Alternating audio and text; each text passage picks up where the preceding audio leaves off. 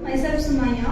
I have done my engineering in computer science from Vrindavan College of Engineering. I am a 2023 pass out.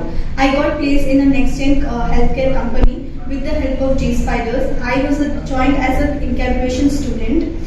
Incubation in the month of November. With the great efforts of the teacher and faculty, I got placed into a company. I took a course of Java development course where Java was taught by Akshay sir and Rahul sir, and SQL was taught by Navya ma'am. Also, the web technology was taught by Salman sir. As I would say that all the courses are from the beginning. It is like a beginner startup. It is from zero. So anybody who is not even aware of the IT sector can also quickly adapt to this thing.